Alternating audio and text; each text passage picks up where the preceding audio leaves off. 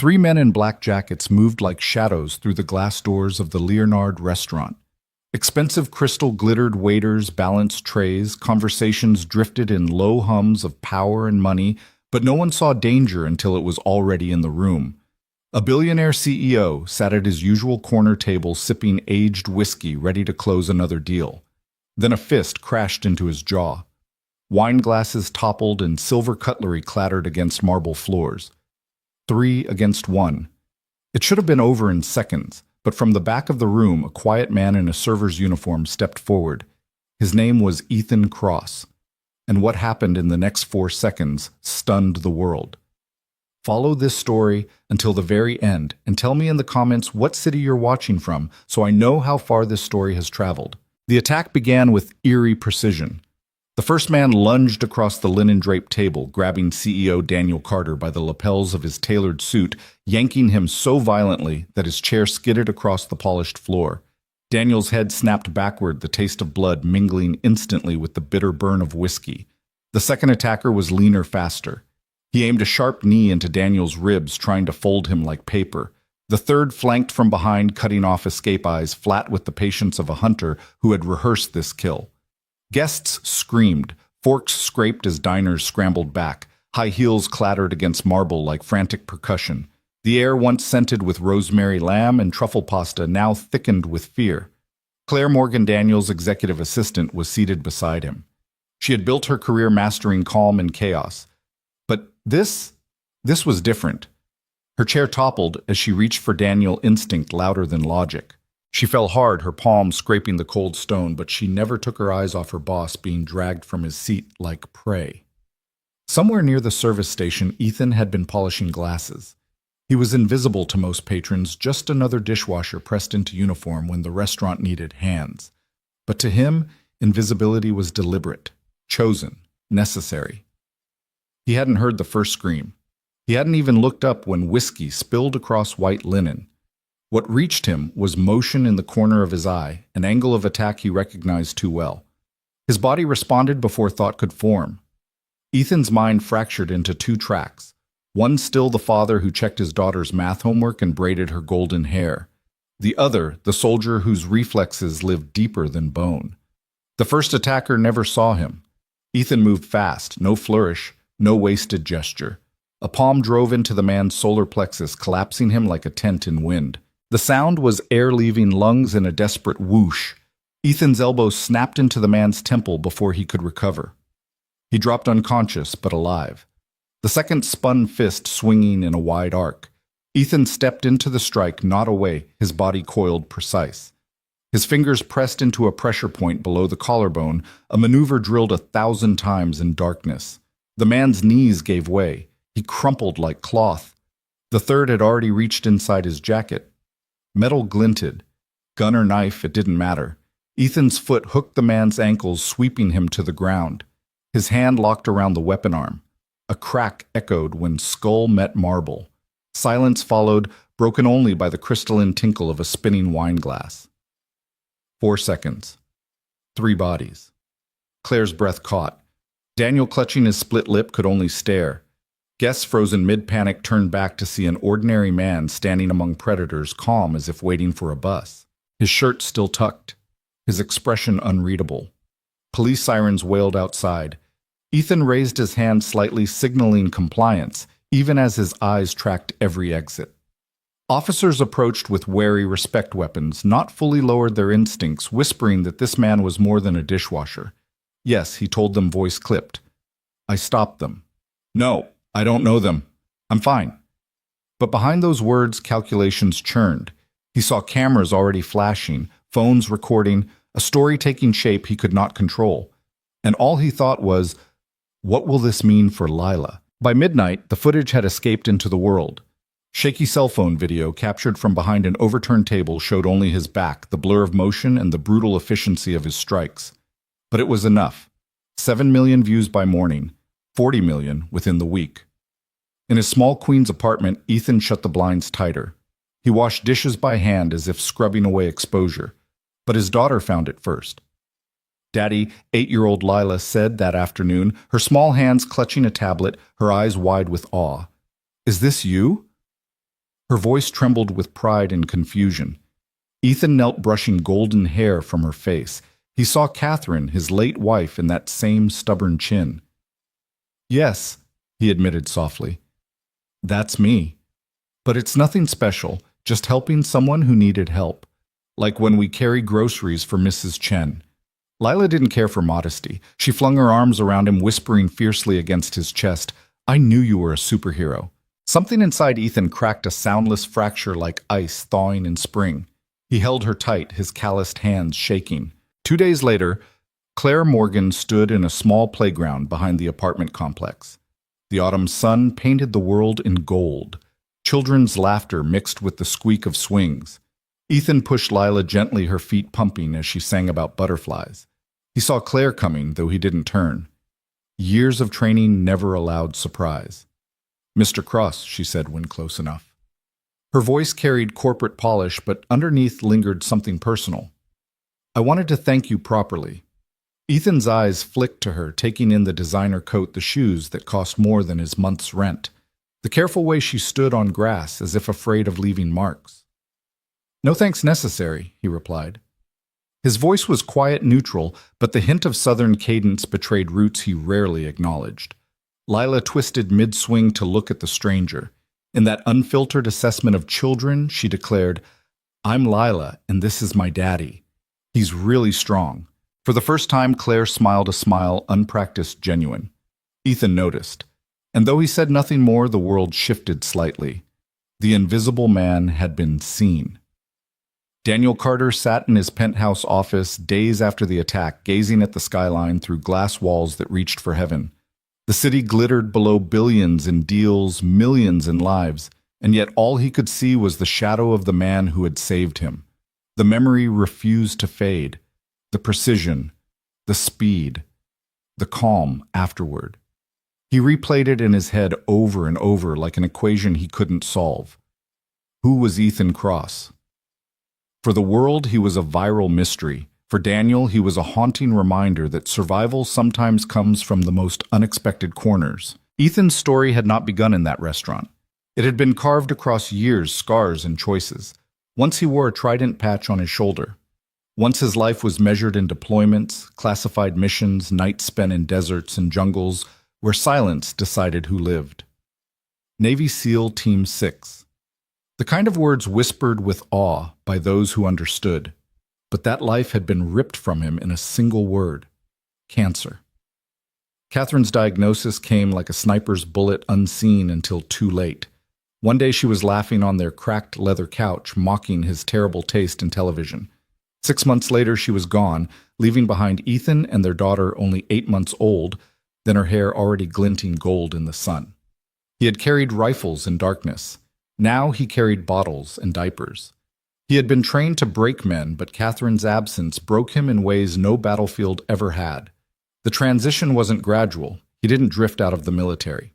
He was torn out. One day he was Ethan Cross operator trusted to breach compounds and end wars before they began. The next, he was Ethan Cross widower, holding a child who didn't understand why mommy never came home. The government sent condolences. His unit sent flowers. None of it helped him through nights of screaming infant and an apartment too quiet when she finally slept. So he quit. He traded combat boots for work gloves, training schedules for bedtime stories. It was survival of a different kind. Not glory, not medals, just getting through days, just keeping Lila fed, clothed, safe. Queens became their world.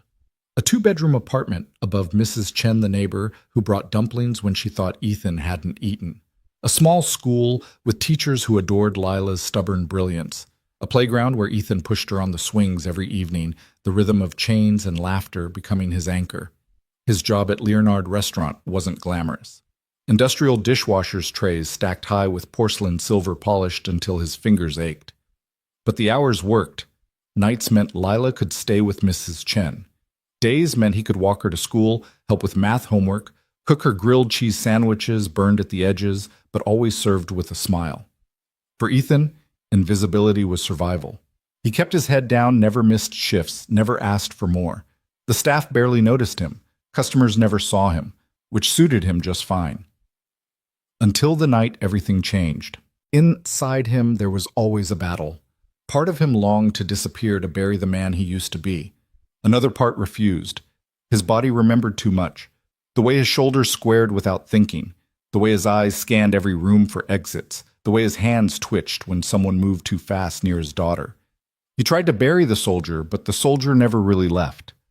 And now, thanks to one viral video, the world had seen him. Claire Morgan thought about him constantly. For years, she had perfected invisibility of her own kind. She had built a life of quiet competence.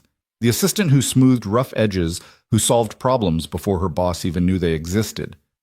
Her wardrobe whispered, never shouted charcoal navy pearl. Her hair pulled into a bun that suggested authority without arrogance. Yet behind the poise was a girl who remembered hunger, whose mother had worked 3 jobs after her father's heart failed when she was 7. Claire had seen survival stripped of romance. She had built her life on control, on never needing anyone. Love once with a banker named Marcus had ended in betrayal and a broken engagement.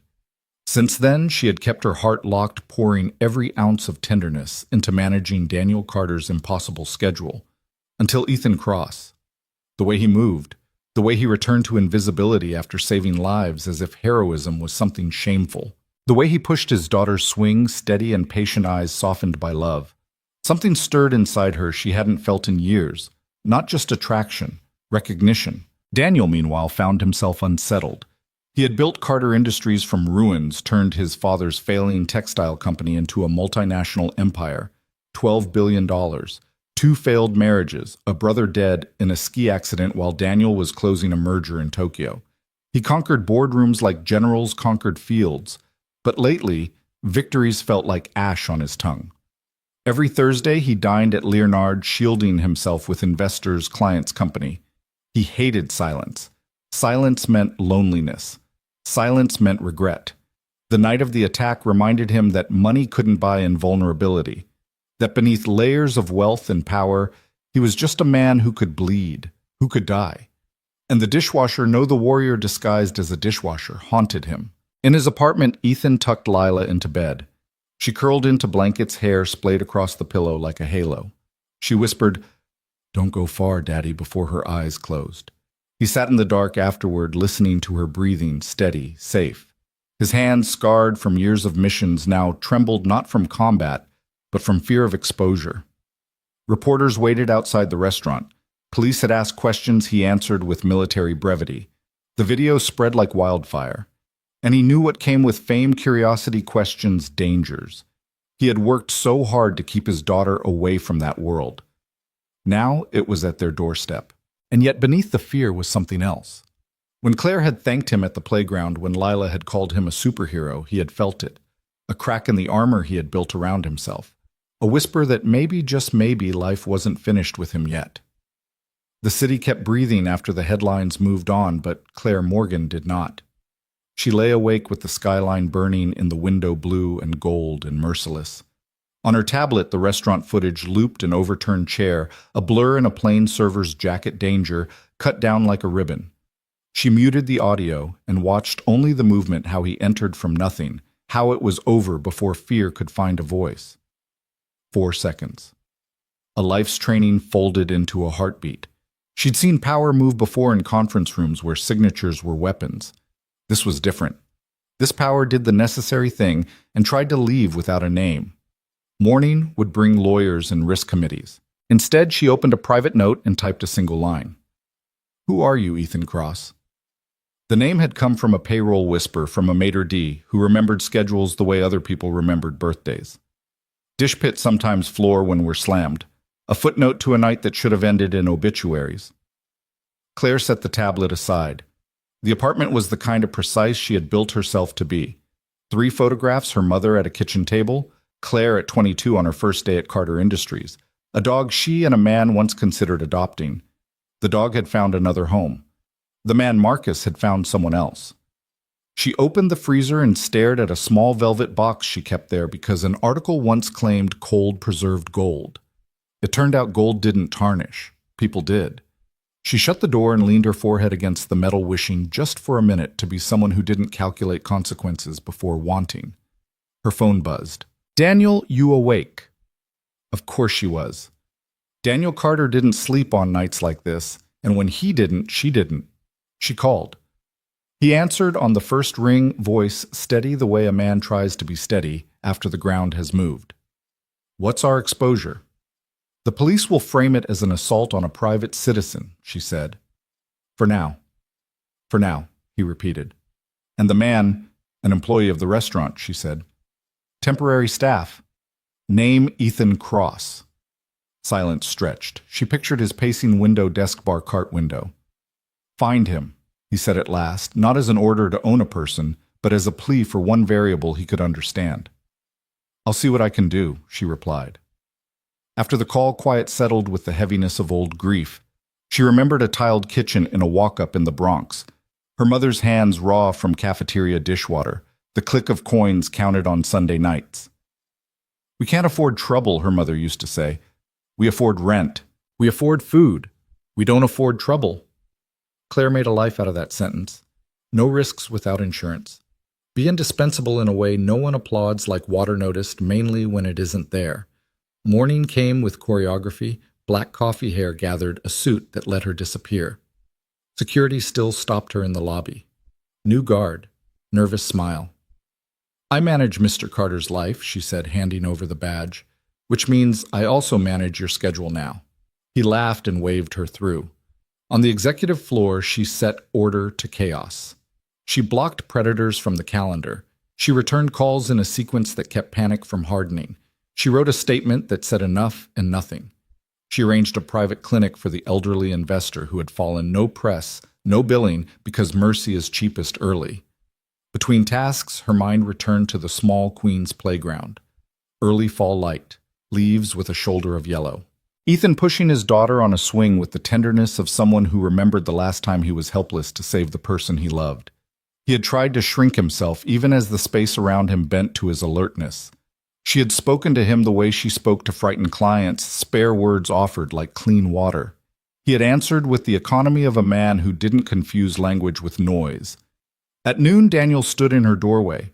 He didn't look like a commander. He looked like a man learning his body was not a fact he could rely on. Walk with me. They descended. He wasn't just a brawler, Daniel said in the elevator. He moved like a rumor of violence. Then he was gone. He moved like someone with nothing to prove, she said. Those are the ones you notice after the fact. Photographers hunched behind velvet ropes in the lobby. She placed herself half a step ahead of Daniel, absorbing the angles of the lenses, saying nothing. Back upstairs, she drafted contingencies. If the stock dipped, if the board demanded blood, if is a kind of weather. You can't stop it. You can only carry an umbrella and pretend you planned the rain. Near dusk, her mother called. The older woman's voice had the sandpaper softness of hands that never learned to rest. I saw the news, she said. You sounded different last night. How did I sound? Claire asked, watching the skyline pink and then bruise. Like somebody remembering she has a heart, her mother said. Be careful with it. But don't lock it in a freezer, baby. Her eyes flicked toward the kitchen. The velvet box slept among frozen peas. I'm careful, she said. That's who I am. Being careful kept us fed. Her mother replied. It never kept us warm. They said their I love yous the way people do when love has to be a verb to survive. After Claire held the phone as if it were a bird she might set free or crush. The office thinned. She remained. Emails slowed to a trickle. The building's hum became a soft ocean. She opened a private search and hesitated. One call to a favor. One query.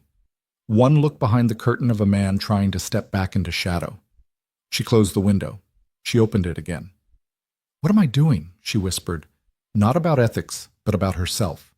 The line between being indispensable and being alive. She wrote a note instead. If I see him again, I'll ask for his story, not his resume. On the way home, the city offered small kindnesses, someone holding a subway door, a teenager giving up a seat, a busker playing Motown that stitched childhood to now. She tipped too much. She bought emergency chocolate because kindness felt like rebellion. At her building, the doorman asked rough day and the voicemen use when they suspect you have been brave. It was a day, she said. Tomorrow will be better if we say so out loud.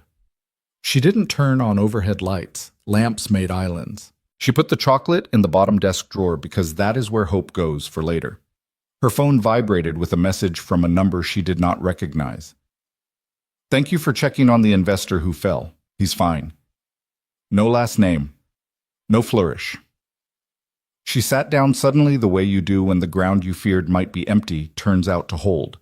She typed erased, typed erased. Finally, "I'm glad he's all right. Take care of your daughter tonight." Long pause. The city outside adjusted its lights one by one. Then always. She set the phone down and breathed. At the window, people moved in little rivers of purpose. Somewhere below, lives began and ended and began again.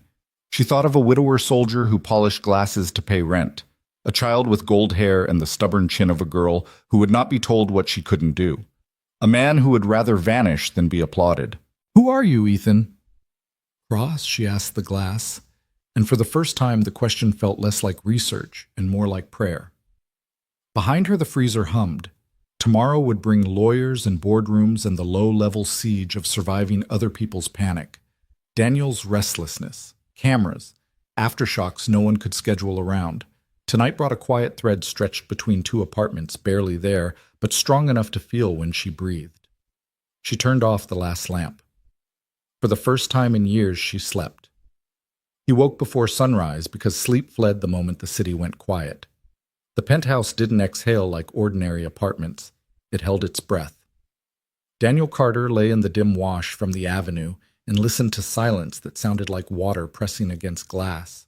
His jaw still throbbed where a stranger's fist had landed. Beneath that ache pulsed the memory of 4 seconds that refused to release him. He rose.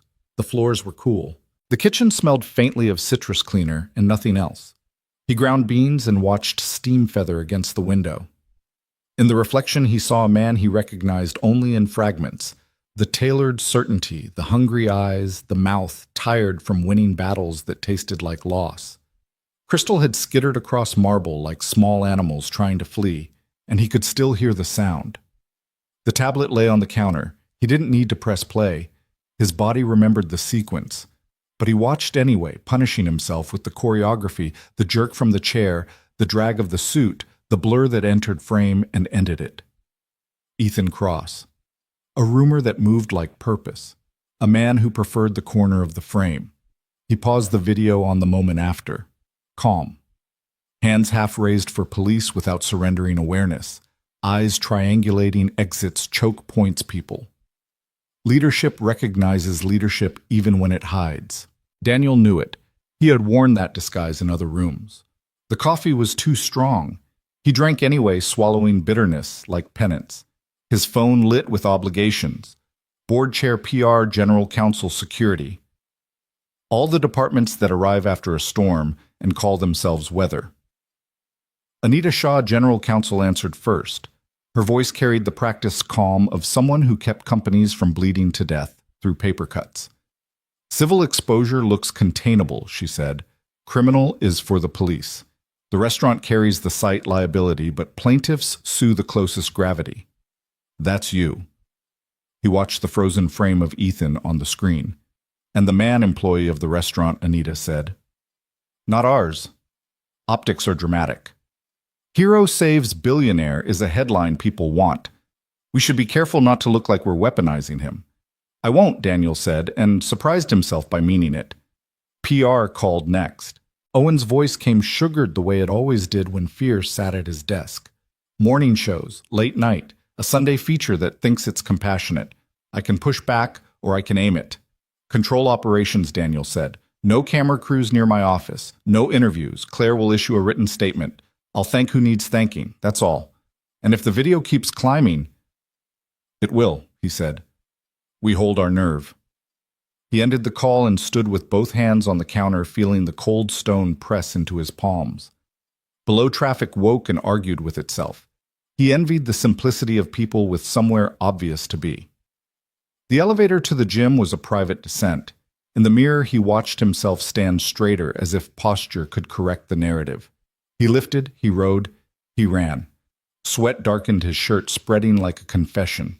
Pain obeyed rules the market did not. At 8 sharp, he stepped off the treadmill and saw what unsettled him most: fear lingering behind his own eyes. Not terror, something quieter. The thought that money for once might not buy survival. He showered, dressed, let the armor assemble, suit, watch, cufflinks, mask. The driver opened the car door. The day opened its mouth. At headquarters, glass and chrome greeted him like polite adversaries. The lobby terrarium glowed with curated green. Cameras tracked. Guards nodded with the same respect they gave dignitaries in high-risk packages. Claire waited by the private elevator's tablet in hand, a crease between her brows that meant she had already solved 3 of the 5 problems he hadn't seen yet. Anita at 9. Owen at 9:30, she murmured as they walked. Board at 10, security at 11. I moved the Singapore call. They'll live. What about the man Daniel asked? She didn't look up from the tablet. I'm in contact, quietly. He heard the second sentence she didn't speak. Don't break the thing you might need later by exposing it too early. The board convened in rectangles and suits and feigned concern. Whitaker led with words sharpened by habit. Optics, he said. Exposure. Contagion risk. Daniel imagined the man turning his own pulse into a spreadsheet. We didn't plan the assault, Daniel said when it was his turn, his voice draped in iron. We survived it. We'll continue to survive it. I'm implementing changes to security. We will not discuss them on a call with 9 people who think their living rooms are soundproof. You seem cavalier, Whitaker pressed. Daniel leaned into the camera until only his eyes lived there. I seem alive, he said, and I intend to remain that way. Meeting adjourned. He shut the laptop. His reflection stared back, blurred, more human than Titan. Security came next. Bullet points slid across a screen. Access points, perimeters, key cards. The ritual comfort of competence. Daniel approved expenditures that promised less than they claimed. Rotate routes, he ordered, stagger arrivals. No routine lasts more than 3 days. His eyes flicked to Claire, who caught the instruction already translating into calendar math. When the room emptied, quiet returned brittle and thin. Claire lingered. She stood by the window, her face held in the exact neutrality he paid for and increasingly worried about. You're thinking something you haven't said, Daniel told her. She drew a breath. Vulnerability isn't only physical. Harden the building all you want. If soft hearts remain inside, someone will pry. You mean me? I mean all of us. But yes, he laughed once without heat. Prescription: fall in love and become a better human. Her eyes flickered, almost a smile. If I could schedule that, sir, I'd be on retainer for the species. He turned to the cabinet, poured bourbon, didn't drink it. Send a letter? He said finally. Courier. Company letterhead. Invite Mr. Cross here. Claire tilted her head. To offer him what? Something he can refuse without penalty. I want to see what kind of man says no to money, like it's a language he never learned. She didn't write it down, which meant she'd remember. After she left, he walked to the corridor of photographs, magazine covers, groundbreakings, winds frozen in glass. He recognized the stance more than the eyes. One photo was missing his brother Aiden, cheeks raw from cold goggles perched above his smile. Dead on a ski slope while Daniel closed a merger in Tokyo.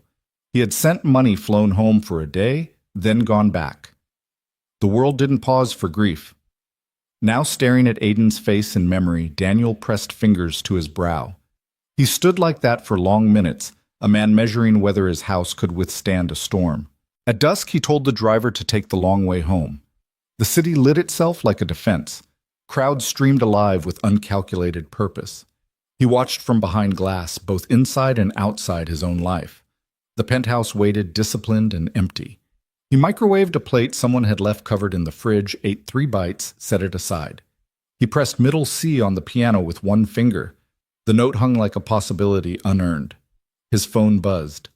Claire's message, letter sent. He wrote back, "Thank you." Then, because it was truer than efficiency required, for everything. He set the phone down and pressed both hands against the window. He wondered what Ethan Cross was doing with his daughter right now. Homework, dishes, a bedtime story in a room that couldn't buy the night, but knew how to keep it safe. He imagined a table too small for its pride. A girl with gold hair deciding the world was fair because her father made it so. Tomorrow, he whispered to the glass, "We try another way." The city answered with lights. By the third morning, the video had grown into something Ethan could no longer pretend wasn't there. At the newsstand outside Lila's school, tabloids screamed in bold type, "Mystery Hero." "Dishwasher saves billionaire." Faces of the attackers blurred, but his own silhouette frozen mid-strike printed beneath headlines he would never read aloud. He kept his head low as he walked Lila to the gate. Parents whispered, children pointed. He tugged his cap lower, kissed his daughter on the crown, and said, "Have a good day, Bug." She smiled, but her eyes lingered on him as though afraid he might vanish into some headline instead of returning at 3 o'clock. He turned away, feeling her gaze burn between his shoulders. The apartment felt smaller now. Curtains drawn tight, blinds angled against curious lenses. Reporters had already knocked, once polite at first, then insistent. Mrs. Chen downstairs chased them off with language Ethan pretended not to understand, though the meaning was clear. Leave this family alone. He stood in the kitchen, calloused hands braced against laminate counters. His heart pounded harder now than it had that night in the restaurant. Combat he could handle. Exposure was different. The sound of small feet echoed down the hall. Lila burst in cheeks, flushed tablet clutched to her chest. "Daddy, look!" She thrust it up. The video looped again, shaky but undeniable, his back, his strikes, the chaos collapsing in his wake. Her voice trembled with excitement. "It's you, isn't it? Everyone says it is." He knelt, taking the device from her small fingers. On screen, his shadow blurred against marble. He hated the recognition in her eyes, the pride mixed with confusion. "Yes," he said quietly. "That's me." Her mouth curved into a grin that belonged entirely to her mother. "I knew it. I told Emma my dad was a superhero. She didn't believe me. Now she has to." She wrapped her arms around his neck, fierce and sudden. "I knew you could do anything." Something broke inside him, soundless but deep. He held her until she squirmed, laughing. He brushed a strand of hair from her forehead and whispered, "I can't do everything, Bug, but I'll always try for you." 2 days later, Claire Morgan found her way to his world. It wasn't an official meeting, no suits, no statements, just a woman in a long coat stepping carefully across grass in a small playground in Queens. Ethan was already there, steady hands pushing his daughter on the swing, autumn sunlight spilling gold across everything. He saw her coming. Of course he did. Years of habits never unlearned. His eyes marked her steps. Her composure, the deliberate way she chose not to hurry. He didn't stop the swing, didn't run. "Mr. Cross," she said softly when near enough. Her voice carried corporate polish, but underneath it lay something he couldn't name. "I wanted to thank you properly." He turned his head, studying her like a soldier studies terrain. Designer coat shoes worth his rent, careful posture on grass that seemed foreign to her. "No thanks necessary," he said, tone flat. Southern accent faint beneath the neutral edges. The swing creaked. Lila twisted around, midair, hair flying. "I'm Lila. This is my daddy. He's really strong." Claire smiled, then a real smile, unpracticed, warmer than anything she'd worn in boardrooms. Ethan caught it, and against his will, something inside him shifted. They stood in silence while the swing arced. Children's laughter rang around them, ordinary and eternal. For Ethan, it felt like standing on a threshold he had vowed never to cross again. That evening, when the playground emptied, Claire lingered. She glanced at the cracked slide, the basketball hoop leaning sideways, the graffiti hearts etched by teenagers who thought love permanent. "You're not what you seem," she said finally. Ethan's jaw tightened. "Neither are you." A pause stretched. Their eyes met, and in that quiet both recognized the truth. Two people who had built lives on invisibility, colliding in a moment where hiding no longer worked. She inclined her head, almost a bow. "Good night, Mr. Cross." "Good night, Miss Morgan." She left her heels careful against uneven sidewalk. Ethan watched until she turned the corner, then looked down at his daughter asleep against his chest. He whispered to her hair, "We'll stay invisible, Bug, no matter what." But even as he said it, he knew the world had already seen. Back in his penthouse, Daniel Carter sat before walls of glass, the city spread beneath him like a game board. A cloth pressed to his lip where the wound still stung. He remembered Ethan's refusal in the lettered silence of that fight, a man who saved lives and tried to vanish. For the first time in decades, Daniel felt something unfamiliar gratitude that couldn't be purchased. He swirled whiskey in his glass, staring at the skyline. "Who are you, Ethan Cross?" he murmured, the question drifting into the night. The city answered with lights, and somewhere in Queens a child whispered in her sleep, "My daddy's a superhero." The letter arrived by hand, thick envelope, embossed seal, delivered by a courier in a suit, who seemed embarrassed to be holding it. Ethan opened the door in a faded t-shirt, wary eyes already calculating escape. The man extended the envelope like an apology. "From Carter Industries," he said. Ethan stared. The courier fidgeted. Finally, Ethan accepted it, closed the door, and stood in the silence of the apartment. At the kitchen table, scarred wood crumbs from Lila's breakfast still scattered, he opened the letter.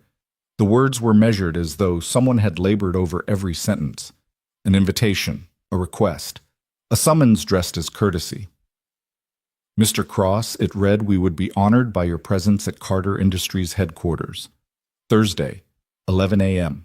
Please allow us to express gratitude in person." It ended with Daniel Carter's signature, a flourish that carried billions. Ethan folded the letter once, twice, then set it down as if it might burn. He knew what it meant. Money. Favors. The machine pulling him in. He wanted none of it. That night, he tucked Lila into bed. She clutched her stuffed rabbit eyes heavy. "Are you going to work again, Daddy?" "Yes," he whispered. "Always work." She frowned. "I don't want them to take you away." He smoothed her hair. "No one's taking me anywhere." But when she slept, he sat alone in the kitchen, staring at the folded paper. He remembered Catherine's laugh, the way she had teased him about his stubborn pride. "You'd rather starve than owe anyone," she had said once. She wasn't wrong. He would go, not for money, not for favors, for the clarity of refusal. The headquarters towered 43 stories above the city, glass and steel that caught sunlight like a blade. Ethan wore his only suit, a relic from Catherine's funeral, shoulders tight, fabric faded. He moved through the lobby with the bearing of a man who saw every angle. Guards glanced at him, puzzled, sensing something not explained by his clothes. On the 43rd floor, chrome and art and silence swallowed him. A desk the size of a boat dominated the office. Behind it, Daniel Carter paced like a caged general. Claire stood in the corner, tablet in hand, gaze carefully neutral. Ethan waited at the threshold until Daniel gestured. "Mr. Cross." Daniel began, voice wrapped in charm and command. "You saved my life. Twice, really. Once in the restaurant. Once by vanishing before the reporters could devour you. I owe you more than thanks." Ethan said nothing. His silence filled the room. Daniel continued. "A job. Head of security. 6 figures. Benefits. College for your daughter secured. A future that doesn't depend on dishwashers and night shifts." The offer gleamed like a weapon laid on the table. Ethan's reply was flat as prairie land. "I'm not interested in your money." Daniel blinked, genuinely startled. Men did not refuse him. Not this way. Everyone wants something. "I want to be left alone," Ethan said, already moving toward the door. "Wait," Daniel pressed. "You're throwing away?" "My daughter wants her father safe every night," Ethan interrupted, hand on the handle. "That's all I want too." He opened the door. Claire stood, then, her eyes catching his.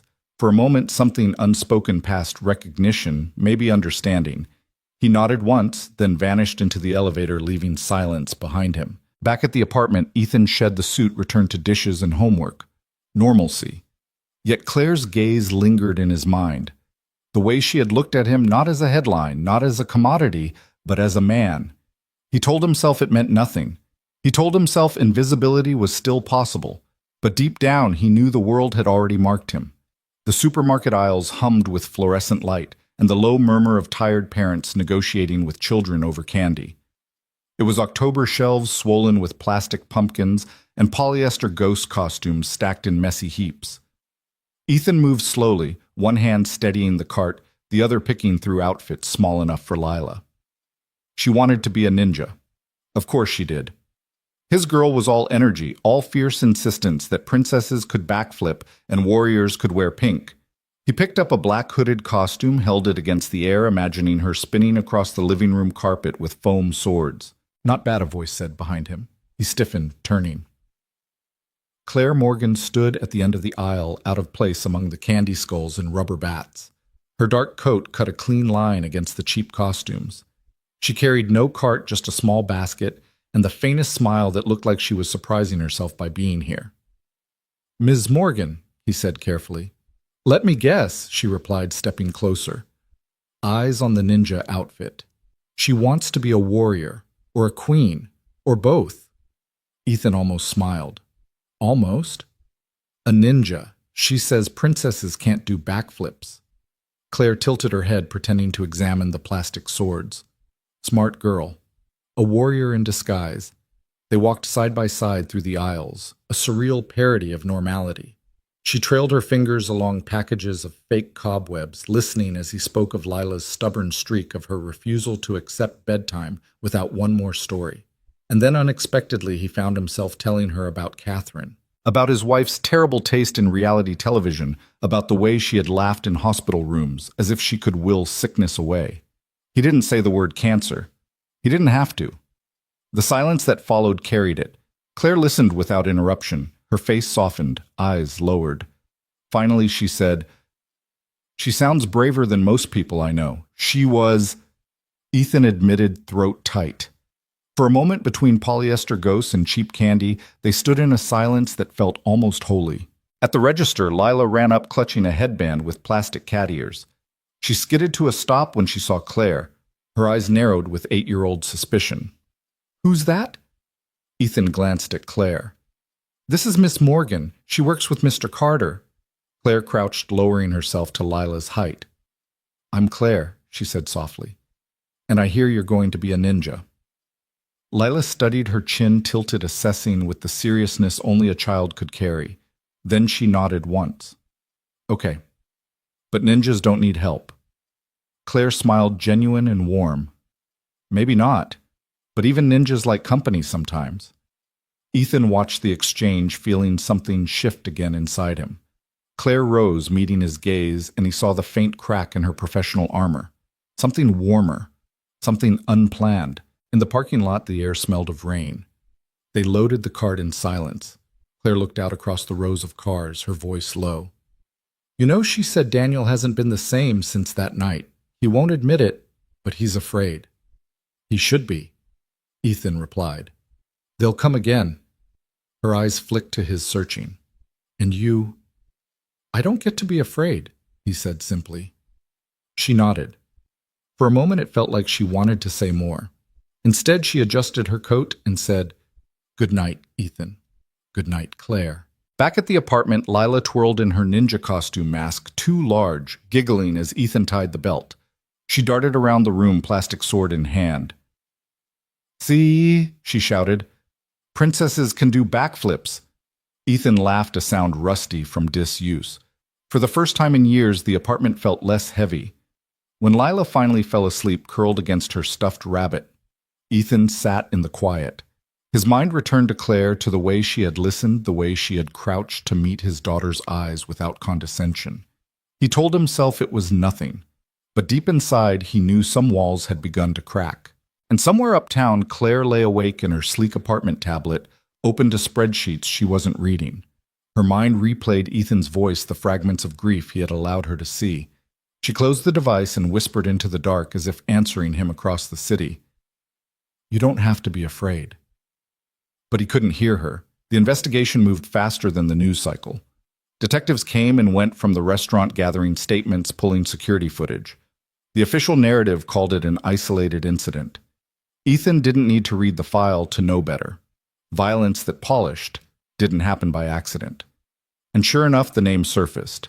A competitor, one Daniel Carter, had crushed 2 years earlier. A family-owned business taken apart in a hostile takeover, its patriarch dead by his own hand. For Ethan, the math was easy grief plus humiliation equaled revenge. Daniel doubled his security detail. Extra cars.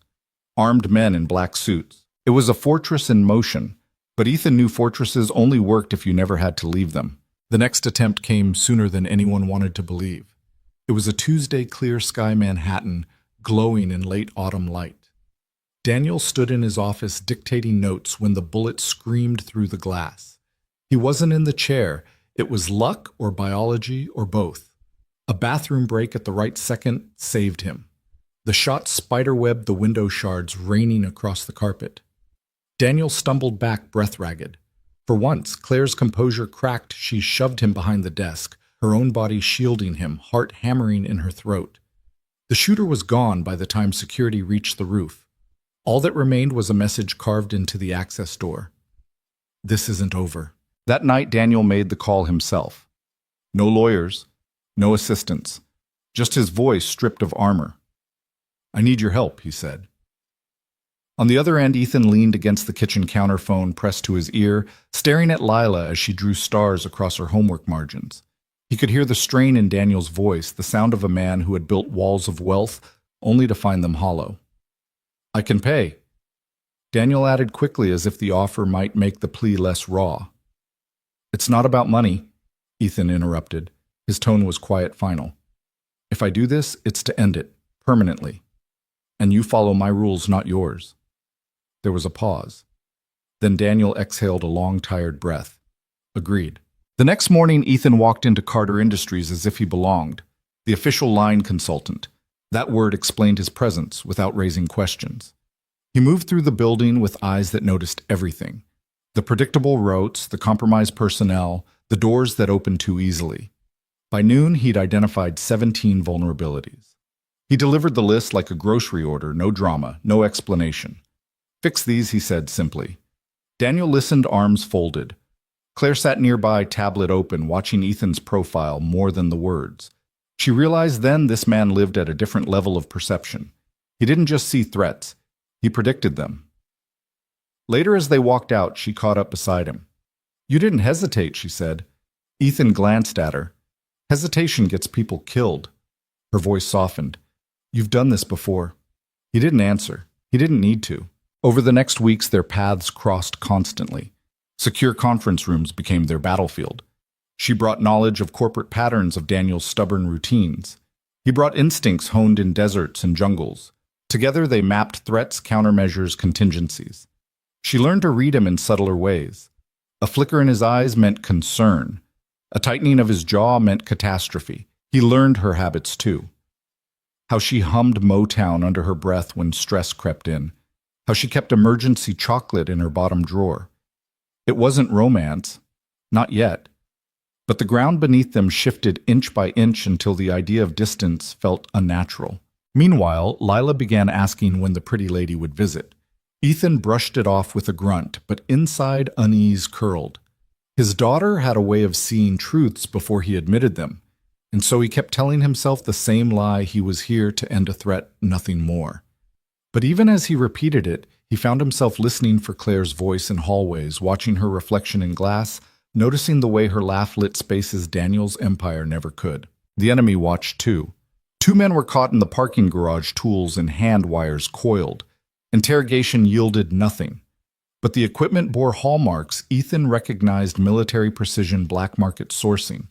He studied the pattern and knew the truth: this would escalate until someone ended it. He pulled Daniel aside after the arrests. His voice carried the quiet intensity that once made generals pause. They won't stop, he said. Each failure makes them more desperate, more dangerous. Next time they might go after people you care about. Daniel's eyes flicked toward Claire across the room. She was coordinating with federal agents, her face composed but her hands tight around the tablet. Ethan saw what Daniel would not admit: she was his weakness. What do you suggest? Daniel asked finally. Ethan's answer came without hesitation. We make them come to us. On our ground. Our terms. And we end it. The estate in Westchester spread across 40 acres of manicured lawns and stone walls, an empire of success. Daniel Carter rarely called home. That was where Ethan began laying the trap. It was not just security work. It was orchestration, a chess match where lives were pieces. Officially, he was a consultant reviewing protocols. That explained his presence without advertising his true purpose. He moved quietly, adjusting routes, sealing blind spots, changing locks without ceremony. Cameras appeared where shadows once ruled. Guards who thought themselves competent discovered how easily they could be outmaneuvered. Ethan drilled them until they sweated fear of mistakes.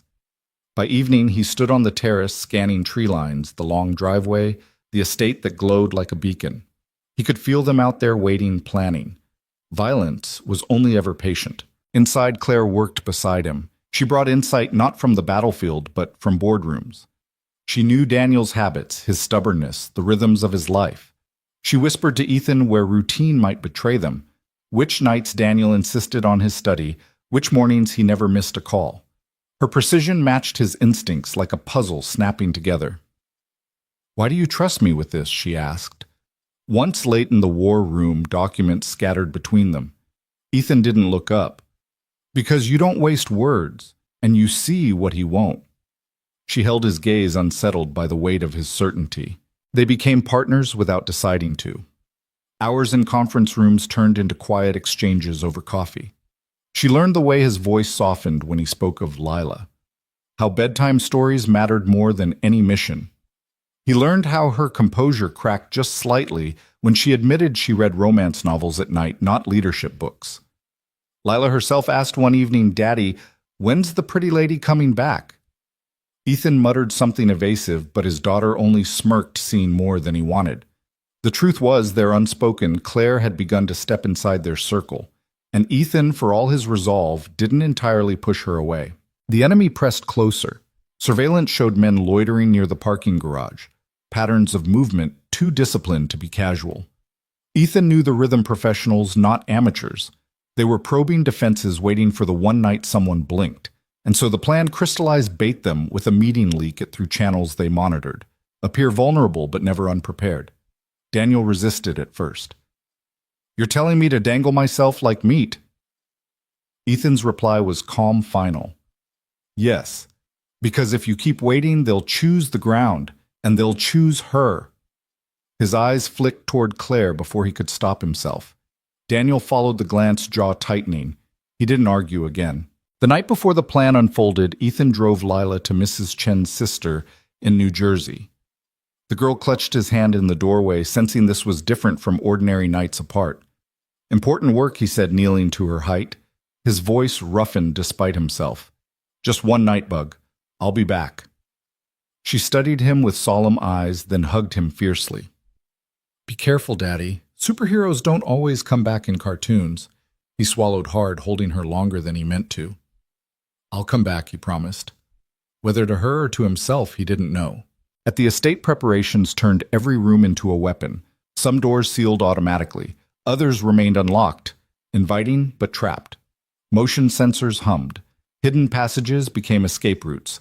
Ethan memorized every inch until the mansion itself felt like a map in his bones. Claire insisted on staying. "If something happens to him, I need to be here," she said, her tone leaving no room for argument.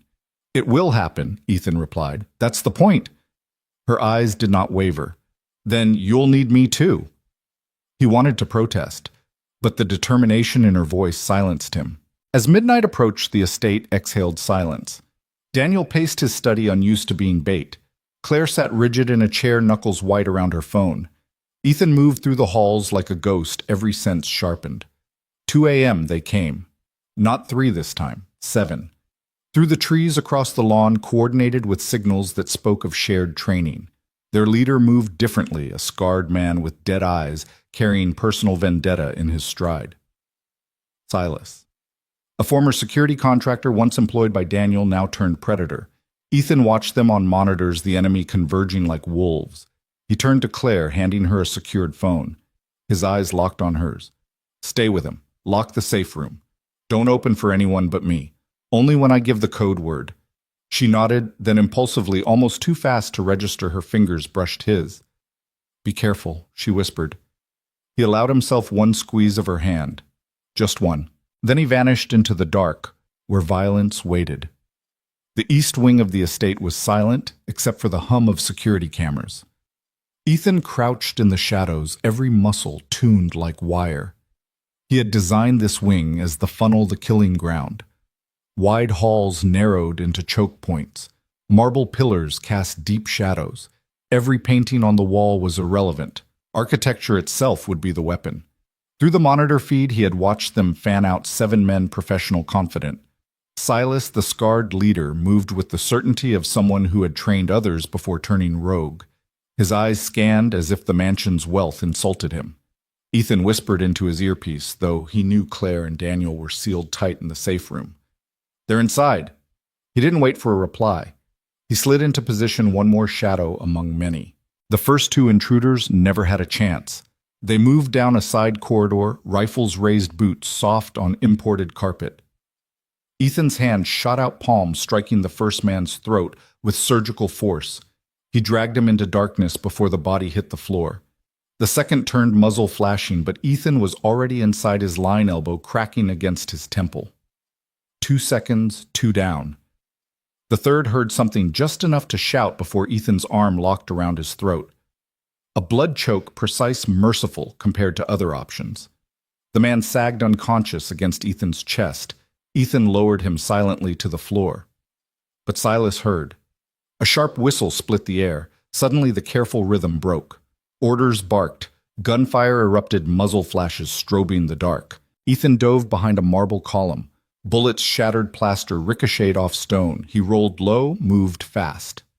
This was his element. Chaos turned into choreography. He pushed through the dining hall using the room itself as ally. A heavy oak door slammed into a man's face with a sickening crunch. Another attacker pursued, only to trip the wire Ethan had strung hours earlier. A deafening snap as he fell, weapon clattering across tile. The kitchen became a battlefield of noise. 2 men entered, coordinated. Ethan used their own movements against them, sidestepping into one's blind spot, forcing the other's muzzle to track too slowly.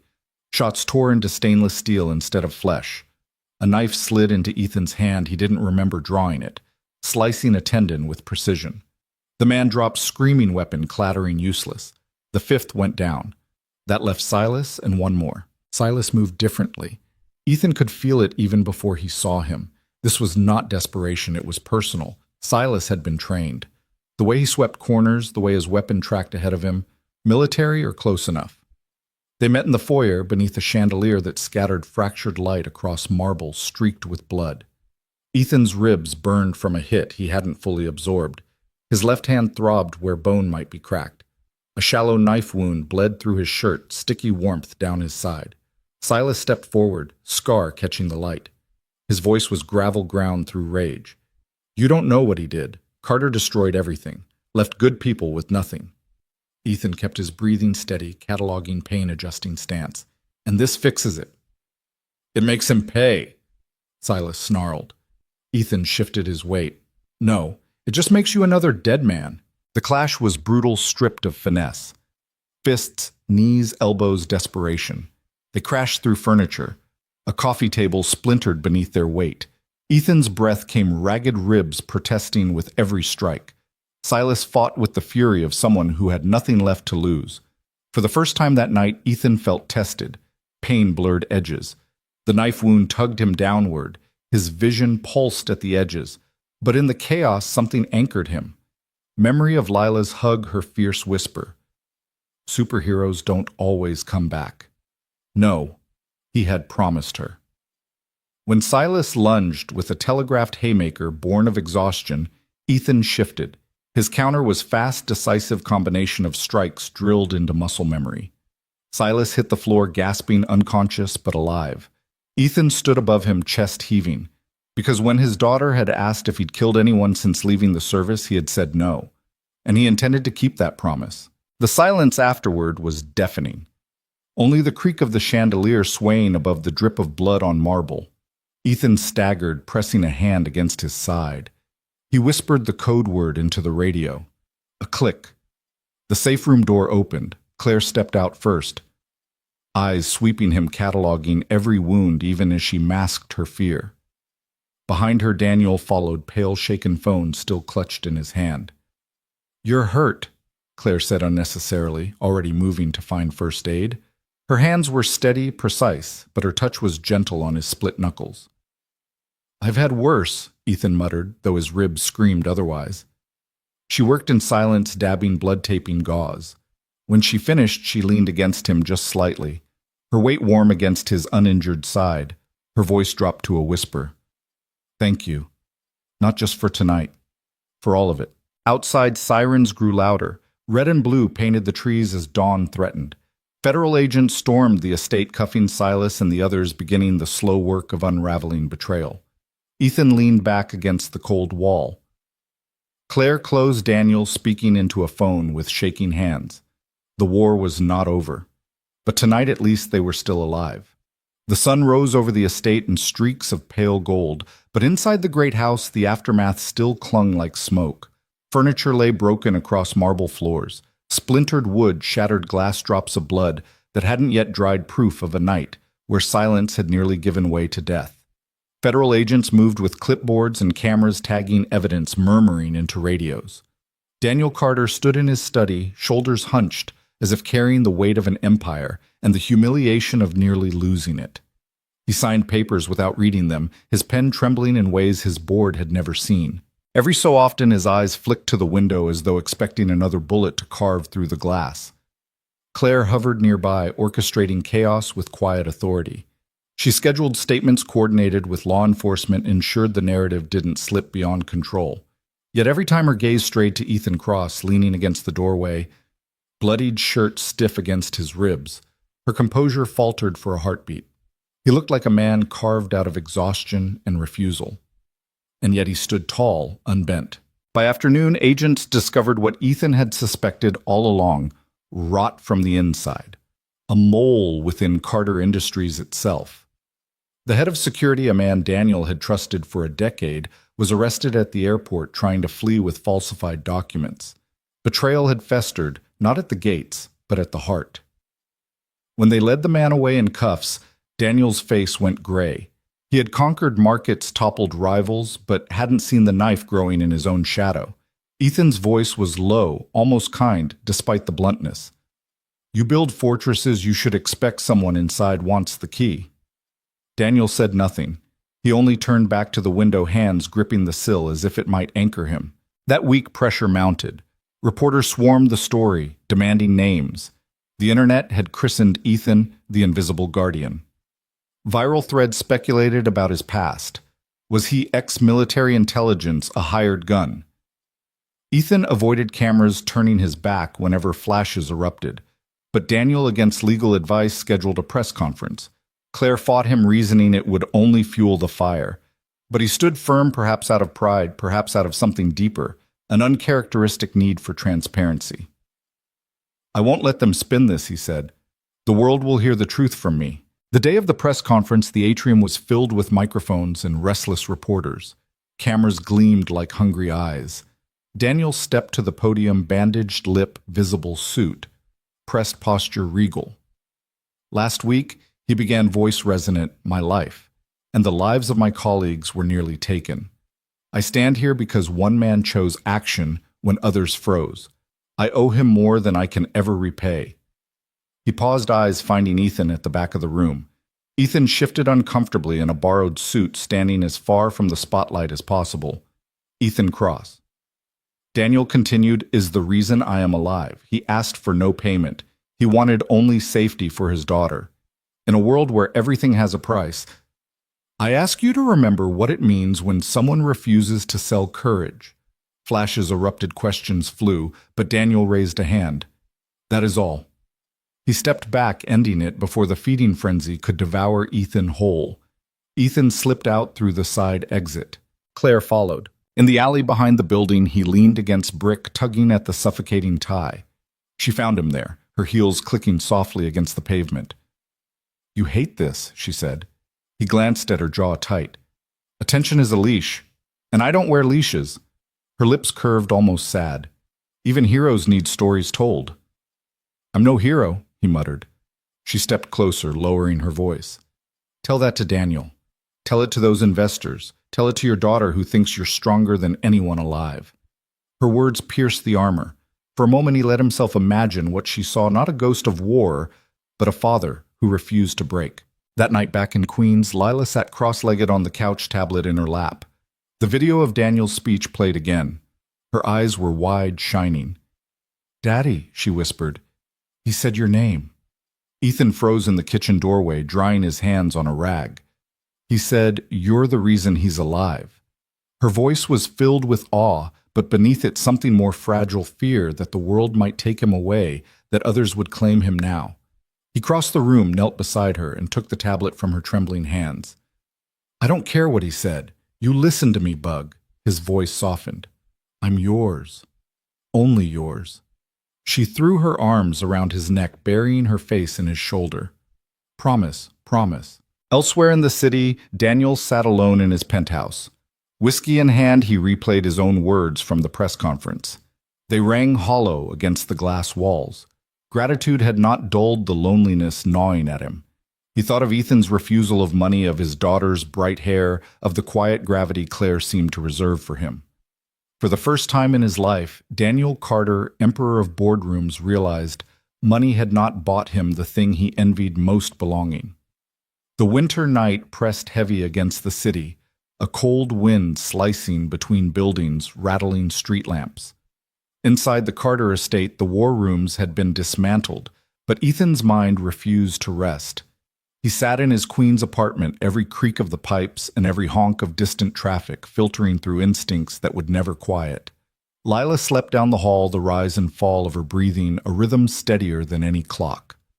Ethan should have felt peace. Instead, unease settled in his bones. He had seen the pattern before: escalation, retreat, escalation again. Silas and his men were only pieces of a larger board. Somewhere out there, hands were still moving them. He wasn't wrong.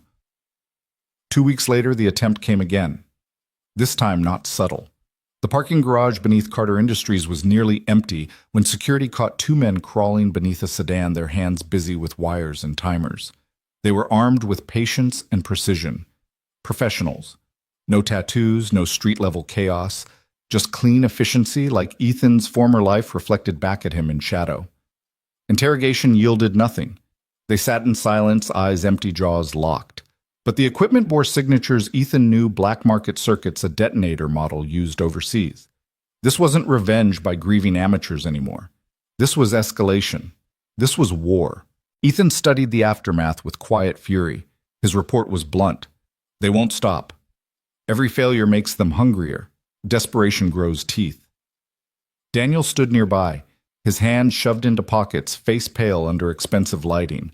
For once, there was no boardroom polish, no carefully timed wit, just fear disguised as frustration.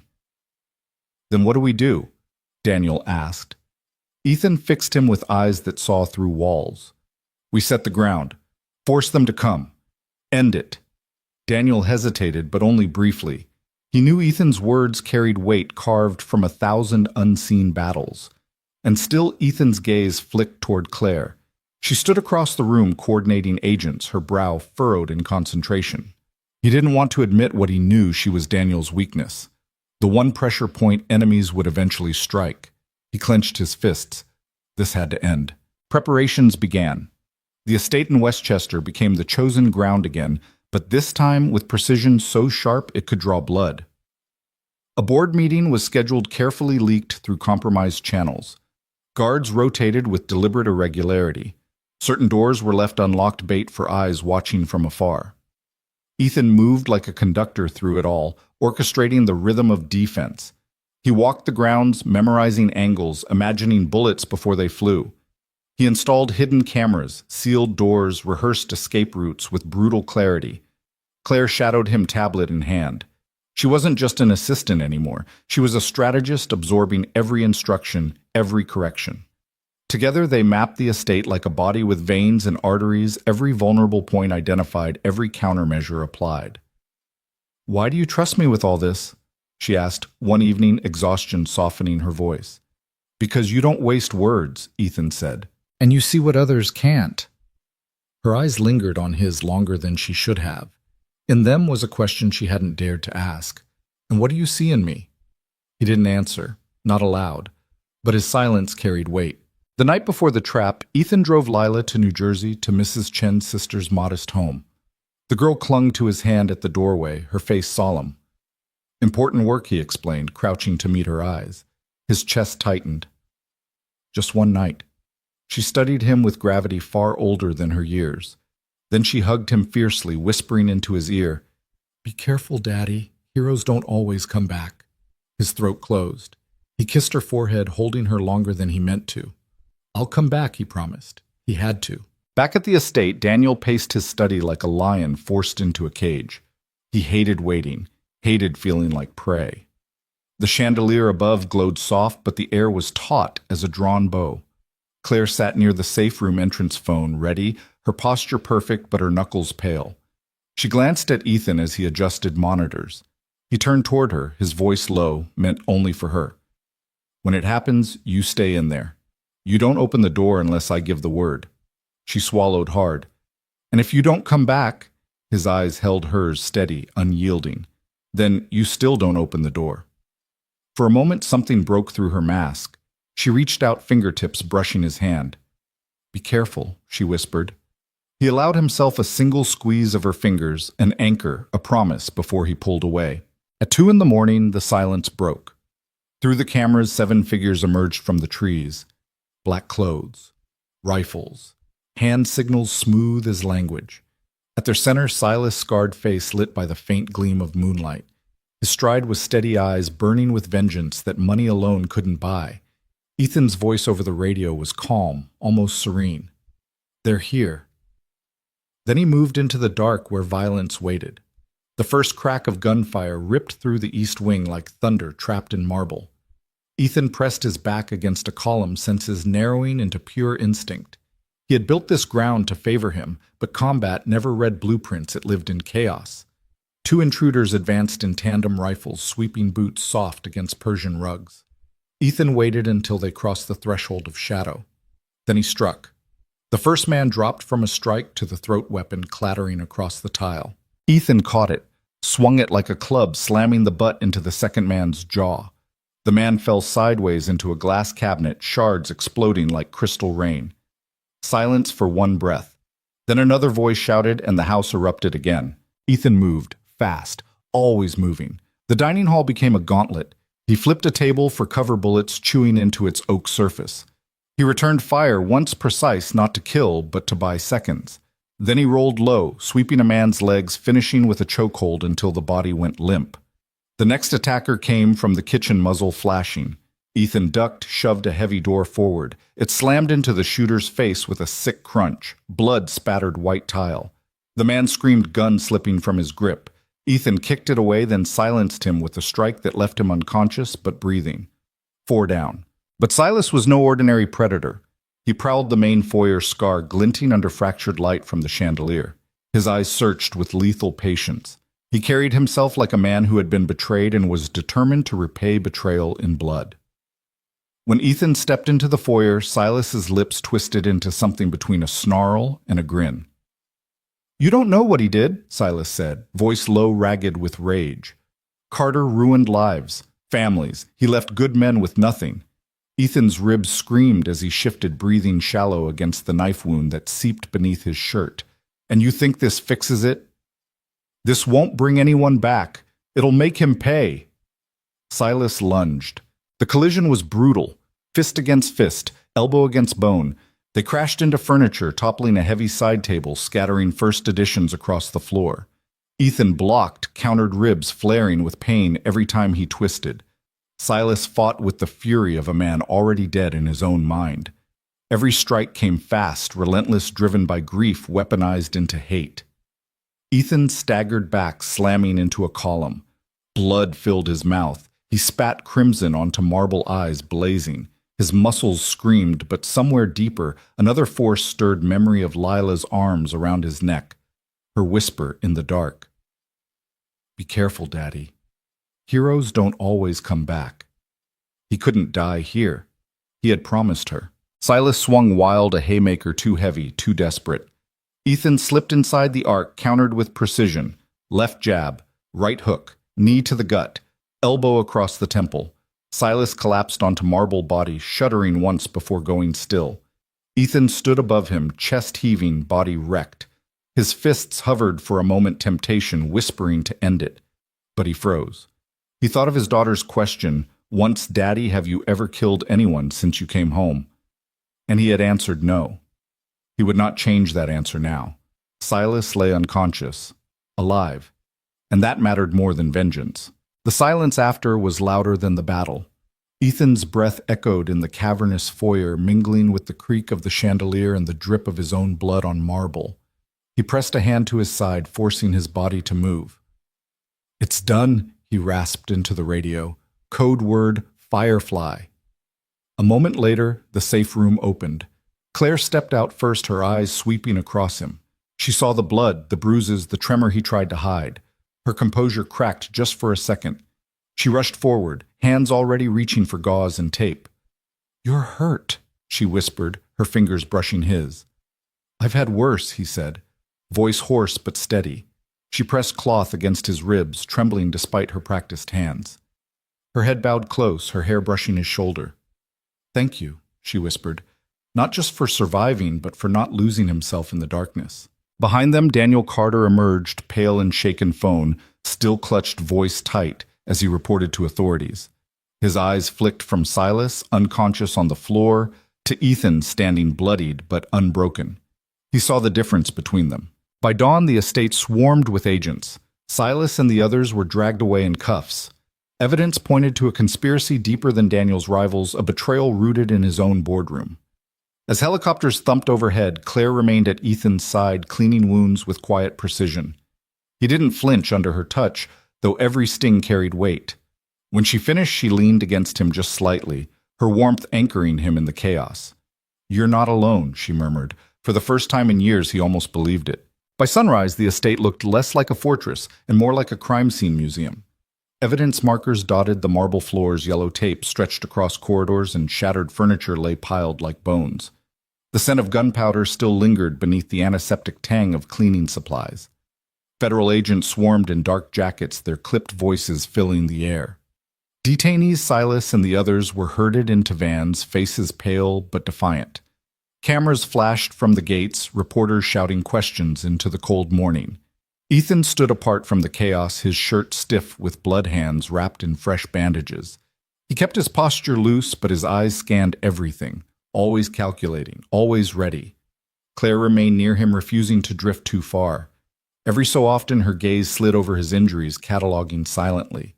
She saw what the others didn't, the exhaustion beneath his control, the weight pressing him down.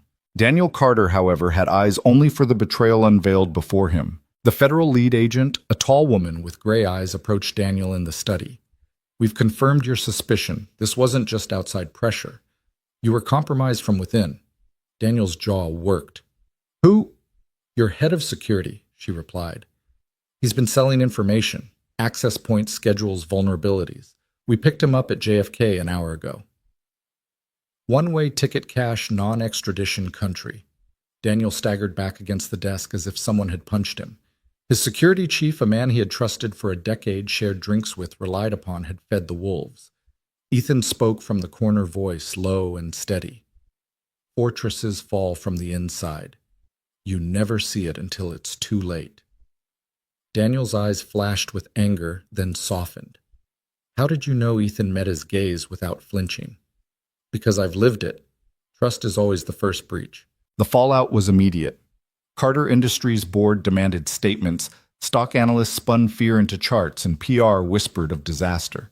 But Daniel made a decision that shocked even his closest advisors. He would face it publicly. Against the pleas of lawyers and executives, he called a press conference. Claire tried to dissuade him, her voice sharper than usual. "If you stand in front of cameras, they'll devour him," she said, nodding toward Ethan. "They'll turn him into spectacle.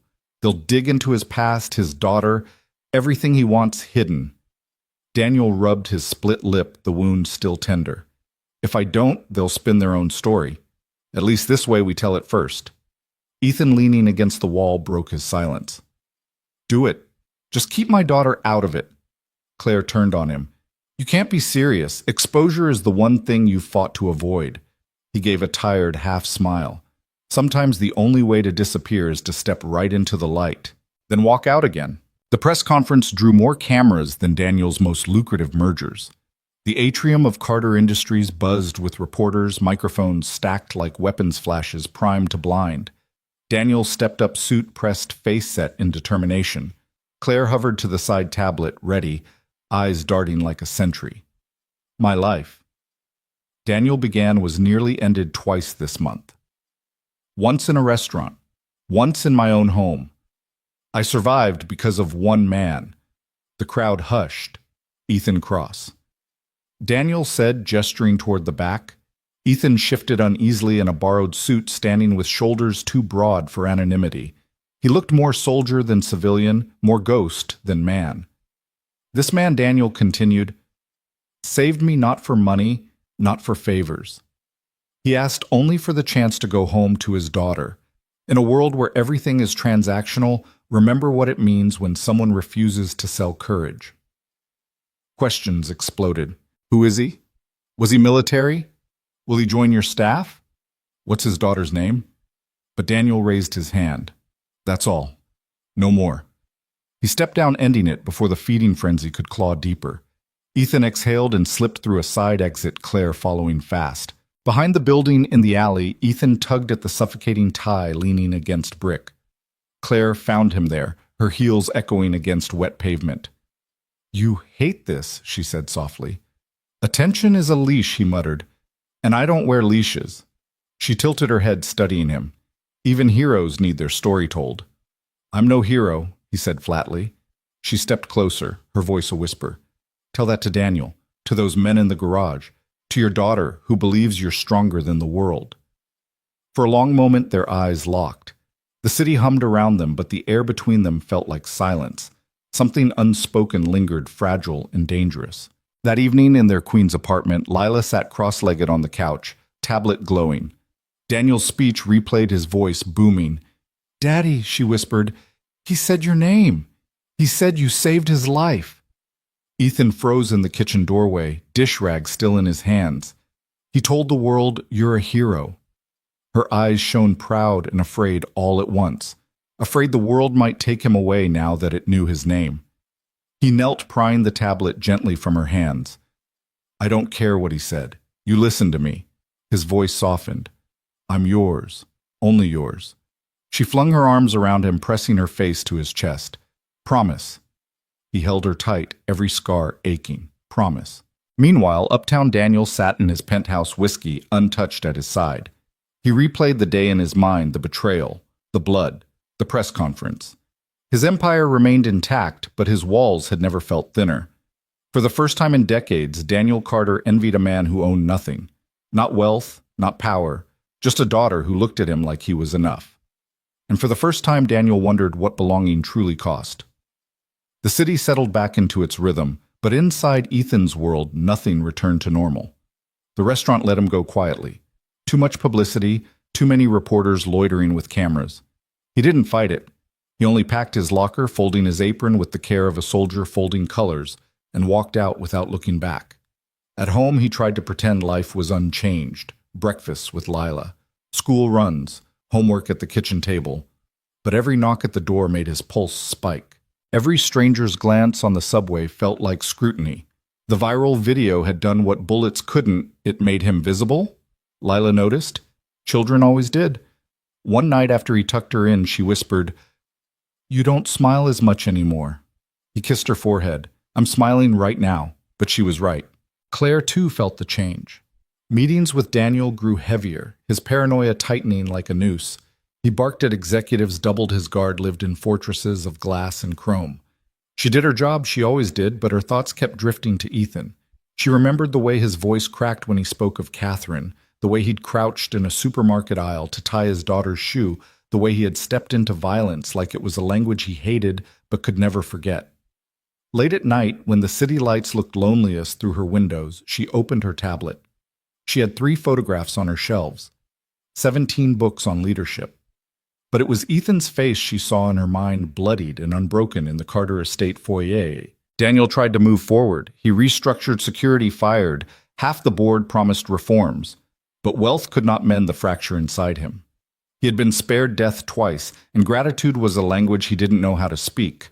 Still, something softened. He began showing up to small things, a school play where Ethan sat in the back, blending into shadows. Daniel claimed coincidence that he was in the neighborhood. But everyone knew better. Ethan tolerated it at first, then accepted it. Because when Lila bounded off stage and into Daniel's arms shouting Uncle Bernie, the name she'd chosen herself, Ethan saw what his daughter saw. Not a titan of industry, but a lonely man trying awkwardly to belong. One Saturday afternoon, Claire appeared at the apartment, not in her armor of charcoal suits, but in jeans and a sweater, her hair loose. She carried brownies in one hand and a bottle of wine in the other. Lila answered the door, gasping with delight. "You came." Claire smiled, stepping inside.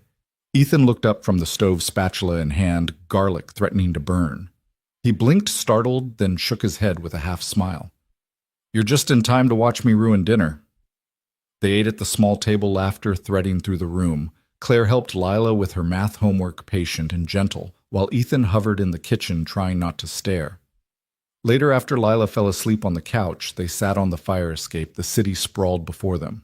Claire sipped wine, her eyes on the skyline. "She misses having a mother," Ethan said quietly, surprising himself. "She doesn't remember Catherine much, just impressions, perfume, lullabies." He paused, voice breaking. "I try. But there are things I can't be for her." Claire turned, her gaze tender. "I miss having a family," she admitted. "I've been so busy being necessary I forgot about being wanted." Her words hung between them like fragile glass. He looked at her, seeing not the polished assistant, but the woman beneath. "We want you around," he said simply. "Both of us." The progression was slow. Careful. A toothbrush left behind. Work clothes folded into drawers. Pajamas she wore when Lila demanded movie nights. Ethan learned her coffee preferences. She learned the shape of his nightmares and how to bring him back without making him feel weak. Lila adjusted with the easy grace of children drawing three figures in her crayon family portraits. Sundays stretched into lazy breakfasts. Homework turned into shared lessons. Bedtime stories required all three voices. And for the first time in years, Ethan felt his heart thaw. Daniel watched from the edges, almost envious, almost grateful. He declined dinner meetings in favor of birthday parties. He clapped too loudly at school plays. He became Uncle Bernie without protest. And as he watched Ethan, Claire, and Lila form something that looked like family, he realized that power wasn't in the boardrooms he commanded. It was here in laughter over burned garlic, in a child's trust, in the quiet touch between two people who had carried too much loss and still dared to love again. The seasons turned. Winter's sharp breath softened into spring, and the rhythm of their lives began to settle into something Ethan hadn't thought possible: ordinary. Ordinary mornings with Lila rushing through cereal so she could braid her hair twice before school. Ordinary evenings where Claire's voice joined his as they read bedtime stories. Three voices weaving tales until laughter won out over sleep. Ordinary Sundays with pancakes that burned on one side and came out perfect on the other. Claire laughing as Ethan pretended not to sulk when Lila declared her stepmothers were better. Ordinary and yet miraculous. Because for a man who had once believed invisibility was survival belonging, now felt like the bravest act of all. The wedding came small as they wanted. A botanical garden, sunlight sifting through glass domes. Lila marched proudly down the aisle, flower girl and ring bearer and maid of honor, all at once. Daniel Carter. Yes. Uncle Bernie stood taller than boardrooms had ever made him as he gave Claire away. His eyes shimmered, though he blamed allergies. Mrs. Chen wept openly in the front row. Ethan wore a suit that fit him for once. His vows were simple, his voice rough. "I thought my life ended when I lost Catherine. But then I found light again. With you. With us. With her." Claire's voice trembled, but her words cut clear. "I thought being needed was enough. But you taught me what it is to be wanted. Home isn't a place. It's people. It's you. It's her." When they kissed, Lila clapped loud enough for the garden to echo. Finally, she shouted, and laughter washed through the ceremony like a blessing. The reception took place in Daniel's garden. His gift had been paying for everything despite Ethan's protests. "Consider it a business merger," Daniel joked, raising a glass. But beneath the humor was pride, the kind that doesn't come from numbers but from watching people you love find happiness. Ethan stood back, a glass in hand, watching his daughter twirl with Claire across the lawn, both laughing, hair flying. Catherine's absence was a gentle presence beside him. Not a weight anymore, but an approval, as though she whispered permission. Be happy. Without guilt. He felt her there, and for once, instead of pain, it filled him with peace. Life unfolded slowly after that, stitched together in threads of the ordinary. They moved into a larger apartment in the same building because Lila insisted Mrs. Chen was family, and family didn't get left behind. Ethan left the dish pits behind too, taking a position teaching self-defense at the community center. His scars became lessons, his knowledge a shield for others. The point isn't to fight, he told teenagers who thought violence was glory. It's to walk away standing. Claire scaled back her hours with Daniel. She shifted to consulting carving space for homework sessions, after-school snacks Friday movie nights, where she and Lila debated plot holes while Ethan pretended to understand.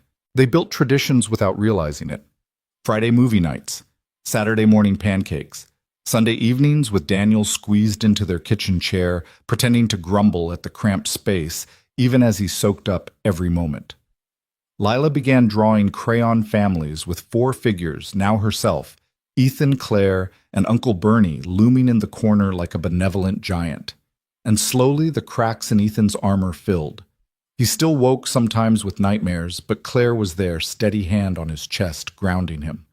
He still caught himself scanning exits, but now he smiled when he realized his daughter was safe, her laughter louder than any threat. Daniel found peace, too, in his own way. He was still married to the Empire, still bound to numbers and conquests. But now when silence pressed too hard in the penthouse, he had somewhere to go. A cramped apartment that smelled of garlic and crayons where a girl shouted Uncle Bernie and dragged him into Monopoly games he always lost. Power, he realized, meant little compared to the warmth of being needed for more than what you owned. One spring evening after Lila had gone to bed, Ethan and Claire sat on the fire escape city lights flickering like distant stars. The air was cool, carrying the scent of budding trees. Claire leaned against his shoulder, voice soft. "Do you ever think about what might have happened if you hadn't been at the restaurant that night?" Ethan was quiet for a long moment. Then he answered, "I don't. Because everything that matters is here now. That's enough." She smiled, eyes closing, trusting the night. And for the first time in years, Ethan believed in something he had almost forgotten forever. Summer arrived in Queens with heat that shimmered on sidewalks and laughter spilling from open windows. Ethan Cross found himself living a rhythm he once thought unreachable. It wasn't perfect, nothing ever was, but it was theirs. Mornings began with Lila tugging at his arm, demanding pancakes, her hair wild and golden in the sun. Claire teased him for burning garlic, then kissed his cheek as if that flaw were proof of humanity. Evenings ended with bedtime stories told by all 3 voices overlapping until giggles carried Lila into sleep. Ethan sometimes lay awake after listening to the hush of the city. His body still carried tension scars twitching at every siren in the distance. But now when nightmares pulled him under Claire's hand would find his, and her steady presence anchored him back. Daniel Carter had changed too. Once a man defined by conquests and mergers, he now found himself at soccer fields and science fairs. He stood in bleachers clapping too loudly when Lila scored a goal. He clutched handmade programs at school plays, his suit jacket crumpled, his eyes suspiciously bright. The board whispered that their CEO was distracted. But Daniel didn't care. For the first time in decades, he had something resembling family. Not the blood he had lost, not the marriages money couldn't salvage, but the messy, beautiful warmth of belonging to someone else's table. He became Uncle Bernie without question, the corporate general turned godfather. And he was proud. One evening, Daniel arrived with a gift too extravagant to disguise a scholarship fund for Lila Papers. Neatly bound, her future secured in ways Ethan had never dared to hope. "I don't need charity," Ethan said, voice low pride, stiffening his shoulders. "This isn't charity," Daniel replied, meeting his gaze. "It's insurance. For her. For you. Because I know what it means to live with nothing but fear." For a long moment, Ethan considered refusing, but then he thought of Catherine, thought of promises made in hospital rooms and whispered to a child in the dark. Finally, he nodded once. "Thank you," he said. The words cost him, but they were true. Lila thrived under the patchwork family that had gathered around her. She chased soccer balls with Ethan's intensity, debated with Claire's precision, laughed with Catherine's echo. She drew family portraits with crayons, 4 figures, now each with arms outstretched. Herself, Ethan, Claire, and Uncle Bernie taller than the rest. Sometimes she would climb into Ethan's lap, eyes shining. "Daddy," she'd whisper, "I think Mom would like this." He swallowed hard, holding her tighter. "Yeah, bug. She would. Claire would watch quietly from the doorway, her own eyes glistening, knowing Catherine was part of their story too. That summer, Ethan began teaching self-defense at the community center full-time. He showed teenagers how to fight, not to win, but to walk away safe. Strength isn't in what you can break, he told them, but in what you can protect. Parents thanked him. Students admired him. But Ethan never forgot his purpose to keep violence from being the only language they knew. At night, Claire teased him about being a teacher now. From Navy SEAL to community center coach, she'd say with a grin. He'd shrug, half-smile. I like this battlefield better. And he meant it. On Lila's 9th birthday, the apartment filled with laughter. Mrs. Chen brought dumplings enough for an army. Claire baked a cake that leaned to one side but tasted perfect. Daniel arrived in a suit far too formal for balloons and party hats, but let Lila smear frosting on his cheek without complaint. When she blew out the candles, she said her wish aloud. I wish we could always be like this. The adults exchanged glances over her head, silent promises written in their eyes. Later, after the guests had gone and Lila slept surrounded by wrapping paper and stuffed animals, Ethan and Claire sat on the fire escape. The city glowed around them, stars blurred by neon. She wished for forever, Claire whispered. Ethan leaned his head back against the railing, eyes on the night sky. Then we give it to her, one day at a time. Claire turned, studying his face, her hand sliding into his. I love you, she said simply, the words steady, certain.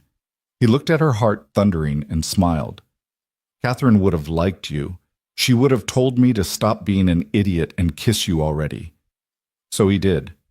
And for the first time in years, Ethan Cross kissed not as a soldier, not as a survivor, but as a man who finally believed in second chances. Autumn came again, leaves turning copper along Queens sidewalks. The air filled with the scent of roasted chestnuts from corner carts. Time had passed, and with it the sharp edges of survival softened into rhythms of family. Lila was taller now, her stride filled with confidence. She debated fiercely at school, played soccer with fire, and still demanded bedtime stories even when she claimed she was too old. Claire became more than stepmother. She was a guide, a compass. Ethan watched them together, sometimes aching with gratitude that life had given him a second chance he thought impossible. At the community center, his classes grew. Teenagers who once sought trouble now sought his instruction. He showed them how to walk away, how to defend without destroying. He poured his past into something better, something that would outlive scars. Claire balanced consulting work with home. She was present for science projects, school trips, late-night hot chocolate. She hummed Motown when she cooked, and Ethan teased her for it, though secretly he found it the sweetest sound. And Daniel Uncle Bernie remained a constant satellite. He came to every recital, every game, carrying himself with pride that boardrooms never gave him. He was still alone in his penthouse most nights, but at their cramped kitchen table, he belonged. Years passed in this ordinary magic. Birthdays, holidays, arguments over bedtime and forgotten chores, joys stitched together with frustrations like all real families. On Lila's 18th birthday, they gathered again at the same botanical garden where Ethan and Claire had married. Friends, neighbors, Mrs. Chen with too much food. Daniel boasting to anyone who'd listen. The air glowed with strings of lights and laughter carried into the night. Ethan stood with his arm around Claire, watching their daughter laugh with friends, head thrown back fearless. We did good, Claire whispered, leaning into him. He kissed her temple voice low. We did perfect. Later after the party, the three of them sat together on the fire escape. The city hummed below, eternal and indifferent. But here in this circle of light, they were complete. Lila sprawled across their laps, her voice muzzy with sleep. Tell me the story again, she murmured. Ethan smiled. Once there was a knight who tried to disappear, but the kingdom found him anyway. Claire picked up the thread. And a clever princess who reminded him that strength wasn't in his sword, but in his heart.